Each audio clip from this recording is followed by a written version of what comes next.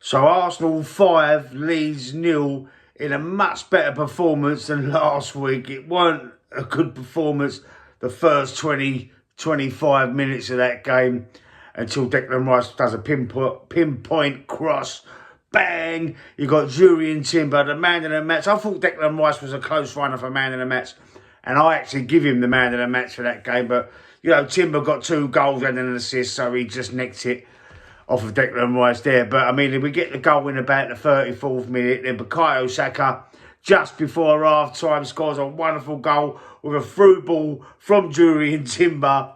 The kind of ball you expect Martin Odegaard to play, which he hasn't done, which he can't do anymore, which for me, you know, I think he is done and dusted, Martin Odegaard. He got injured, he went off, and when we come on for him, and straight away, we looked a lot better.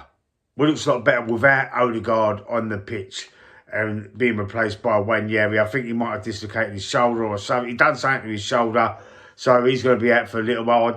I hope he's not seriously injured. I don't want to wish any injuries on any player, but I'm happy that he's probably not going to be in the team that goes to Anfield next week, and Eze will hopefully start, or Wanyeri will start in that number 10 position next week. So we're going in the half-time 2-0 up.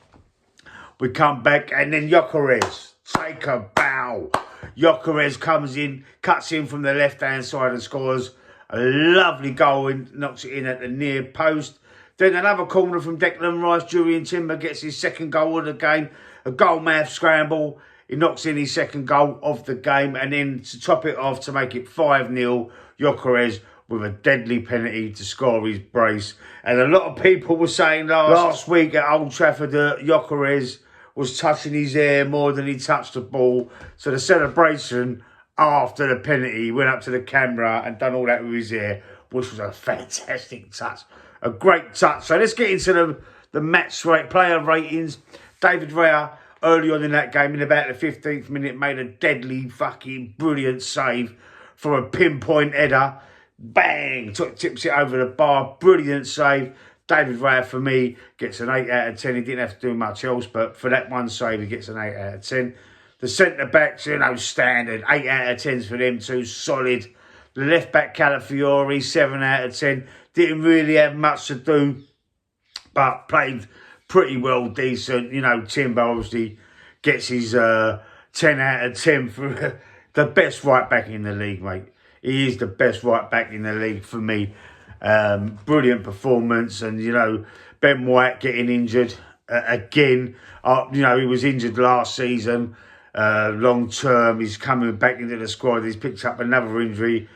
The same as Saka getting that, pulled his other hamstring. I wasn't sure whether it was the same hamstring as what he got injured last season and was out for 3 months. But, you know, I think he was rushed back too soon. A lot of us are saying it. A lot of us are saying, why has he been rushed back this soon? We should have left him for the rest of last season completely.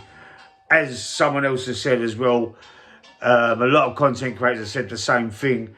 We shouldn't have played him at all for the rest of last season and let him come back to fully rested and fully better for this season and start afresh. But we did rush him back last season, and it's had a negative effect because now he's pulled his other hamstring, but still, we don't know how long he's going to be out for. We're just hoping it's not going to be a grade 3 like it was last year. And if it is, I fear for his career now. I really do. And I think this is down to Arteta mismanagement of the player. But anyway, Julian Timber, yeah, gets his 10 out of 10. In the midfield with Zubimendi and Declan Rice, both of them getting 8 out of 10. I thought they was brilliant. The pair of them, Declan Rice nearly gets the man in the match. Well, he got my man in the match, but the actual man in the match was Julian Timber. Declan Rice was brilliant, a lot better than he was last week, as was Zubimendi as well. Them two are starting to get that partnership.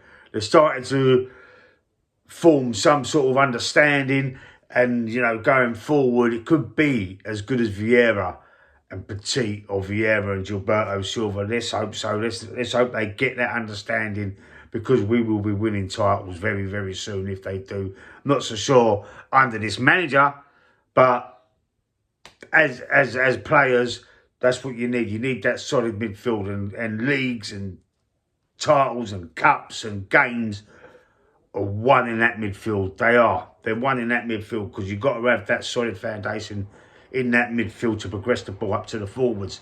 On the wings, Madawaki started over on the left-hand side. For me, he wasn't great. He wasn't great over on that left-hand side, but when the unfortunate injury to Saka come along, it was swapped over to the right. It did look a lot better, so he gets a 6.5 out of 10 for me. Saka himself scoring a goal, 7 out of 10. Going off injuries, I'm very, very, very worried about him. Very worried about Bukayo Saka. You know, there is a lot of concerns. He didn't look. He looked devastated when he come off. I mean, he put his hand over his mouth and he was whispering something to Arteta as they pass on the touchline when he come off.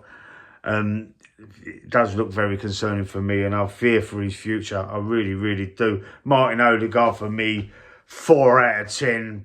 Pony. He was pony. He was headless chicken. I mean, he did start that game against Man United last week. He was running around with some intent. He looked like the only player that was trying hard, and he was probably our best player last week in a poor performance, though. This week, nah. And he's got injured. He's come on when Yeri comes on to replace him. And up front, Gyökeres gets a brace. I mean, he does what we paid him to do, what we bought him to do, was score goals. He cuts him from that left-hand side onto his right foot and scores a brilliant goal. Beating 2 players in the process on his right foot, in near post, bang, goal, scores a brilliant penalty as well. For me, he gets an 8 out of 10. Just because he's got the 2 goals, you know, other elements of the game, you know, it needs to be improved, but that will with time. But we've got our man, we've got our striker finally, we've got our number 9, we've got a proper finisher. I'm over the moon about that. Now, let's talk about the substitutions. Yeri coming on for Odegaard elevated the game for me. Max Dowman, take a bow. Max Dowman wins the penalty for Gyökeres. He's putting a fear of God into the whole of that league. 15 years old, and he's putting the fear of God into everybody in that league. Mark my words, this boy is going to be a superstar on the levels of your Cristiano Ronaldos, on the Mo Salahs, Lamine Yamal. He's going to be an absolute superstar. His intelligence, his turn of pace, his skill. Mate, for me, I just can't believe we've got a player like that, and I've never seen it. Not at 15 years. Been some great young players coming through, like Fabregas for us, and you know, you've got Wayne Rooney's coming through at 16. Jack Wilshere was a blinding young player as well. He wasn't, no, I don't think he was 16 when he come through. I think he was more like 17, 18, weren't he? But anyway, this player is light years above his years, light years in front of any. He could possibly be, I tell you what, by the end of this season, he could possibly be even our best player at the club. That potential I've seen in him in pre-season and that game yesterday, just for them 20 minutes that he played for when he come on, I just like in awe, in absolute awe. If you love football, no matter what team you support, and you see a player like that come through, unreal. Anyway, let me know what you think in the comment section. All the subs get a standard 7. A standard 7 for me anyway. I call it a standard 7. No one done shit. None of the subs come on and was poor. But, you know, they come on and they done their job. Damon, for 20 minutes, gets an 8. He gets an 8 because he is unbelievable. Let me know what you think in the comment section below. And I'll see you soon.